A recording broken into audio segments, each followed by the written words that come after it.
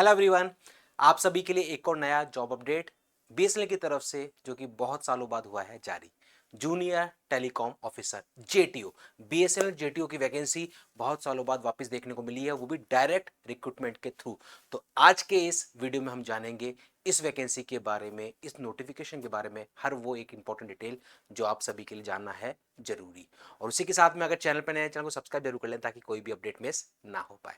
ये है बीएसएनएल की तरफ से direct recruitment of junior telecom officer telecom from open market notification year 2026।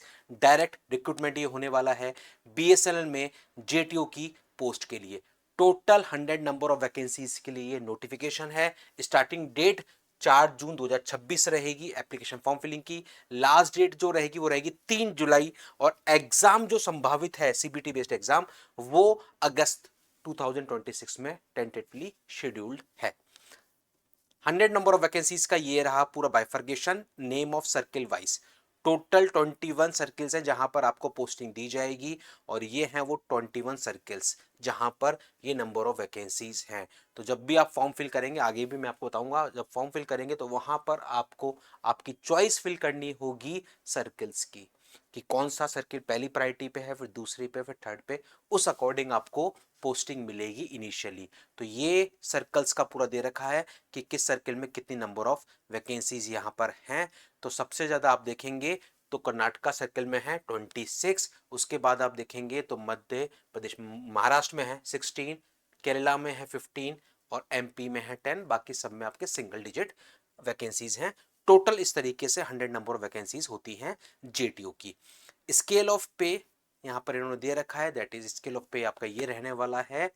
और इसके बाद इन्होंने सर्किल की बात बोल रखी है। 21 जो सर्किल्स हैं उनके अंदर आपको पोस्टिंग होगी। ये देखो, ये यहाँ पर इन्होंने प्रेफरेंस लिखी हुई है, आपको यहाँ पर प्रेफरेंस मेंशन करनी होगी। उसी के बेसिस पर आपको सर्कल अलॉट होगा। एज लिमिट मिनिमम 20 ईयर्स है, मैक्सिमम 30 ईयर्स है। कैटेगरी वाइज जो छूट मिलती है वो छूट मिलेगी।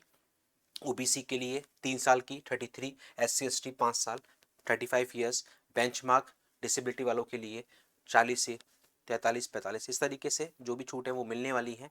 बीएसएनएल के अगर एम्प्लॉयज हैं आप तो वहां पर भी आपको 5 साल की छूट मिलेगी, इधर 8 साल इधर 10 साल, इस तरीके से मिलने वाला है। इसके बाद हम देखते हैं और important detail. Selection process, selection process में आपका एक सिंगल एग्जाम होगा। इसको मैं टेबल के थ्रू आपको समझा देता हूँ। टेबल यहाँ पर बनी हुई है, हाँ ये टेबल देखिए। ये जो जेटीओ का डायरेक्ट रिक्रूटमेंट है, डीआर का मतलब डायरेक्ट रिक्रूटमेंट टेलीकॉम में, इसमें आपका सिंगल पेपर होगा, 3 घंटे का सिंगल पेपर होगा। उस सिंगल पेपर में 3 सेक्शंस होंगे। पहला सेक्शन होगा इंजीनियरिंग स्ट्रीम सेक्शन 1, जिसमें 200 क्वेश्चन होंगे। 200 मार्क्स का पेपर होगा, 50 क्वेश्चन, हर क्वेश्चन 4 मार्क का होने वाला है। हर क्वेश्चन 4 मार्क का होगा, 50 क्वेश्चन 200 मार्क्स। फिर सेक्शन 2 होगा इंजीनियरिंग स्ट्रीम सेक्शन 2 का, 50 क्वेश्चन 200 मार्क्स। फिर सेक्शन 3 होगा जनरल एबिलिटी टेस्ट का, 80 मार्क्स का 20 क्वेश्चन। टोटल 120 क्वेश्चन होंगे, 480 मार्क्स होगा, हर क्वेश्चन 4 मार्क का होने वाला है। नेगेटिव मार्किंग 1/4 यानी कि 1 मार्क रहेगी। नेगेटिव मार्किंग 1 मार्क रहेगी। इसी के साथ में मिनिमम क्वालिफाइंग मार्क्स आपको चाहिए होंगे। मिनिमम क्वालिफाइंग मार्क्स हर सेक्शन में 40% मिनिमम चाहिए। सेक्शन 1 में 40%, सेक्शन 2 में 40%, सेक्शन 3 में 40%। तीनों सेक्शनों में 40% होना जरूरी है और ओवरऑल तीनों सेक्शनों को मिला के 50% होना जरूरी है। अगर आप इसको पार करते हैं तो आप मेरिट लिस्ट की तरफ जाएंगे, अदरवाइज आप वैसे ही आउट हो जाएंगे। ये यहां पर साफ साफ मेंशन है। जनरल ओबीसी के लिए ये है। बाकी की जो कैटेगरीज हैं एससी एसटी और ईडब्ल्यूएस, उन सभी के लिए 35% और 45%। सेक्शनल 35, ओवरऑल 45% मार्क्स चाहिए होंगे, तभी आप आगे बढ़ पाएंगे, मेरिट लिस्ट में जा पाएंगे, अदरवाइज नहीं। और ये जो मिनिमम क्वालिफाइंग मार्क्स को पार करेंगे उनके बेसिस बनेगी मेरिट लिस्ट। तो ऊपर से जो भी बच्चे होंगे उनको किया जाएगा सेलेक्ट। ये यहां पर इन्होंने दे रखा है। ये देखिए यहां पर दे रखा है फाइनल मेरिट लिस्ट जो बनेगी वो टोटल मार्क्स के बेसिस पे बनेगी, जो सेक्शन 1 में है, सेक्शन 2 में और सेक्शन 3 में है, उसी के बेसिस बनेगी। मिनिमम क्वालिफाइंग मार्क्स आपको पार होने चाहिए, सिक्योर होने चाहिए, उसी की बात है। Bond training and probation, total आपका 6 लाख का बॉन्ड रहेगा, 5 साल का बॉन्ड रहेगा, 5 साल 6 लाख का बॉन्ड रहने वाला है। प्रोबेशन आपका 2 साल का रहेगा, ये यहां पर इन्होंने दे रखा है। फिर उसके बाद फीस की बात कर लेते हैं। एप्लीकेशन फ़ीस 2000 रुपीज़ है, जो बहुत ज़्यादा हाई है। 2000 रुपीज़ फीस यहाँ पर इन्होंने दे रखी है application fees for general, OBC और ईडब्ल्यूएस, और 1000 रुपीज़ दे रखी है SC ST और बेंचमार्क डिसेबिलिटी कैंडिडेट्स के लिए। BSNL की ऑफिशियल वेबसाइट जहाँ पर आपको जाकर करना होगा एनरोलमेंट, दैट इज www.externalexam.bsnl.co.in। इस वेबसाइट पर जाकर आपको मिलेगा लिंक, वहीं पर आपको करना होगा। और 4 जून से एप्लीकेशन फॉर्म फिलिंग शुरू होगी। 4 जून से लेकर 3 जुलाई के बीच में फॉर्म फिल आपके फिल होने वाले हैं।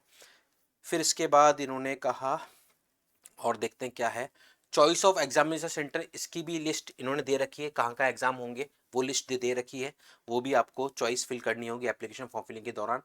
उसके बाद इन्होंने फिर और दी हैं डिटेल्स।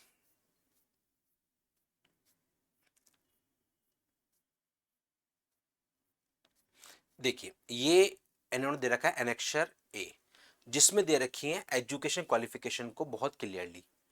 बैचलर डिग्री चाहिए, bachelor in engineering, telecommunication, electronics, radio, computer, electrical, information technology, instrumentation, इनमें से किसी ब्रांच में अगर आपके पास बीटेक की डिग्री है आप एलिजिबल है, या फिर MSc electronics, MSc computer science eligible है।